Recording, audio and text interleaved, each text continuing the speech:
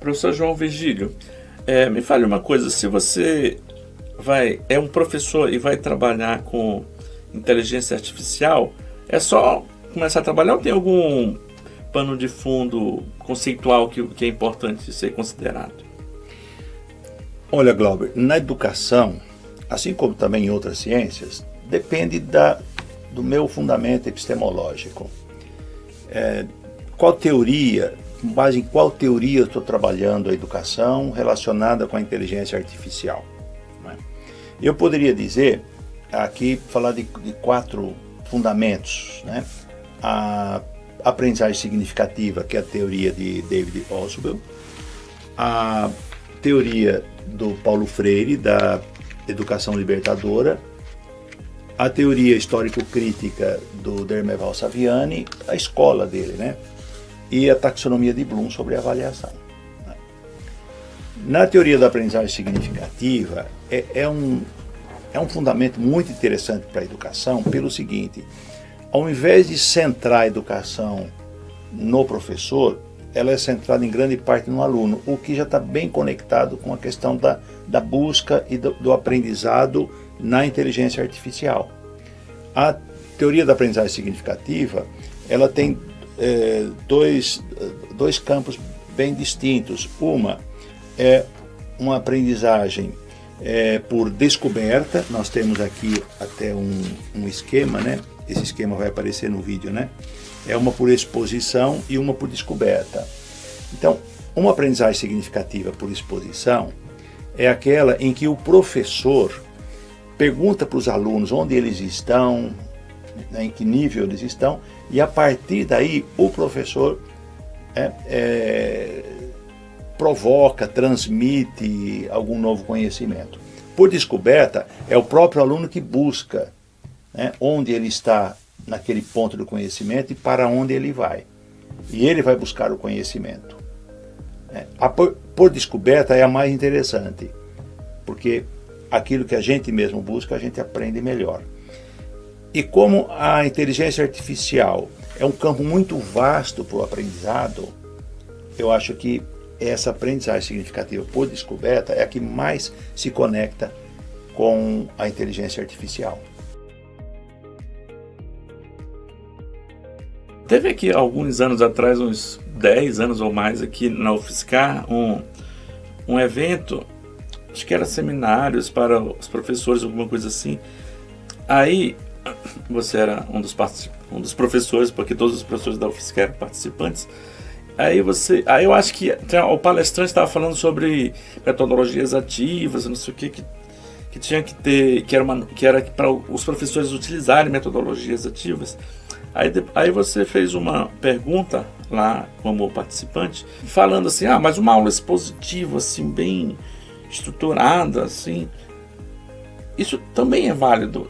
Talvez eu estivesse pensando o seguinte: eu estava terminando de escrever um livro, Aprender e Ensinar Direito, no qual eu colocava as metodologias de fundamento da aprendizagem do direito.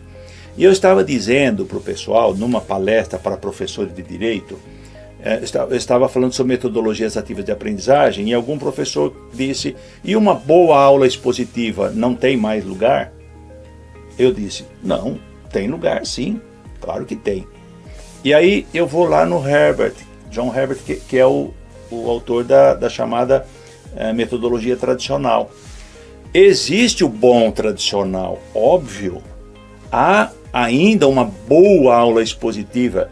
Eu gosto de uma boa aula expositiva quando eu quero aprender um tema novo que eu não conheço. Há professores que me introduzem naquele tema e há professores que me confundem, né? Então, o bom professor é aquele que preparou uma boa aula expositiva, ele sabe comunicar, ele sabe organizar a sua aula de modo que o aluno aprenda. Eu não estava desmerecendo as metodologias ativas de aprendizagem, muito pelo contrário, porque eu uso muito. Eu escrevi um texto sobre metodologias ativas de aprendizagem, eu dou cursos sobre isso, faço trabalhos de experiência com professores, mas isso não nega, nós não podemos trabalhar na educação com a teoria de terra arrasada. Ou seja, nada daquilo que foi feito até agora presta e só vale o que é novo. Não. Tá? E o que significa o tradicional? E eu termino dizendo assim, tradição significa, o verbo vem do latim tradere, que significa trazer e levar. Tradição é movimento, tradição não é imobilismo. Então o verdadeiro tradicional é aquele que traz alguma coisa, leva para outro lugar, tira o aluno de uma determinada situação, leva para outra. Essa é a verdadeira tradição. E essa aula tradicional ou expositiva, boa, muito boa, né, tem seu lugar, obviamente. Muito bom. E sobre a pedagogia da autonomia de Paulo Freire? Eu posso utilizar a inteligência artificial para ensinar ou para educar as pessoas, por exemplo, para o fascismo, para o autoritarismo, para o totalitarismo. Mas também posso educar para a libertação, para a autonomia. Eu faço uma comparação, eu sou formado em teologia. Existe uma teologia tradicional que é da dominação das pessoas, né, da submissão das pessoas. Existe uma teologia que é a teologia da libertação. A teologia da libertação é aquela que vai buscar na Bíblia os pontos que fundamentam as lutas de libertação de um povo oprimido. Paulo Freire está muito, a pedagogia da libertação de Paulo Freire está muito conectada com a teologia da libertação que eu aprendi também lá na década de... Ao mesmo tempo que o Paulo Freire estava escrevendo esses textos, né? A inteligência artificial ajuda a pedagogia libertadora, a pedagogia da autonomia, ajuda e muito. Porque diante da inteligência artificial, o estudante tem mais autonomia para buscar o conhecimento, né? Agora, ele precisa de uma orientação do educador. Não vai, pessoal, a inteligência artificial não vai dispensar o professor nunca, né? O professor é necessário. O professor é aquele que pega pela mão, o pedagogo, né? Aquele que pega a criança pela mão e conduz a algum lugar. O professor é aquele que, diante da inteligência artificial, ele vai provocar. Ele provoca a busca, ele provoca a pesquisa, ele orienta, ele questiona aquilo que o estudante descobriu, mas sempre numa perspectiva que o estudante descubra por si e busque a sua autonomia na educação. Então você poderia dizer que a inteligência artificial ela bitola os alunos, ela os deixa dominados por aquilo que vem da própria inteligência, mas eu posso também ver de outra forma. Ela pode ser um poderoso instrumento para uma educação, para a autonomia do próprio estudante. E eu termino isso daqui dizendo que a perspectiva da libertação é fundamental. Paulo Freire diz, quando a educação não é libertadora, a perspectiva do oprimido é tornar-se opressor. Daí é que é necessária a educação, é necessária a orientação para a autonomia, para a libertação do indivíduo e dos outros também.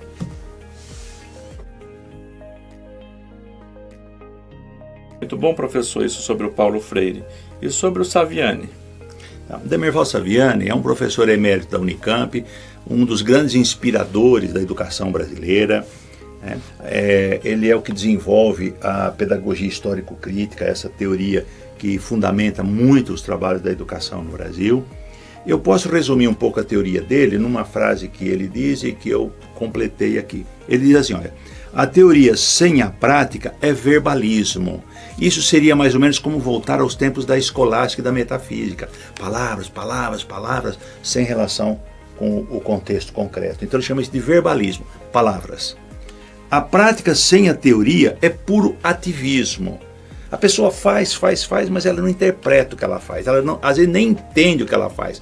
Ela repete porque ela aprendeu do outro, ela imita. Por exemplo, eu vou imitar fazer uma receita de arroz, né? Uma receita de feijão. Mas ela não pensa sobre o alimento, sobre a nutrição, sobre o seu poder nutritivo, etc. Fica puro ativismo. A educação é a relação dialética entre a teoria e a prática na dimensão da transformação de si e do mundo. Isso ele chama de praxis. A educação tem que ser praxis libertadora. Isso é a essência da pedagogia histórico-crítica. Histórico, porque os homens são construídos historicamente, e como diz também o Paulo Freire, se são construídos historicamente, eles podem se modificar historicamente. não é algo natural que precisa ser respeitado para sempre, como por exemplo a desigualdade na sociedade. A desigualdade não é natural, né? Quem acredita em Deus, não foi Deus que fez homens para mandar e homens para obedecer. Isso foi uma construção histórica, e crítica, quer dizer, aí você critica o mundo do jeito que está, o status quo, e critica como? Na direção do quê? Da transformação social, de si e da sociedade. Tá? Isso o Saviani chama de praxis pedagógica. Então não é nem apenas teoria, não é metafísica, escolástica, só palavras, palavras, palavras, e não é só prática, ativismo no sentido de treinar o outro para que ele repita aquilo que você está fazendo.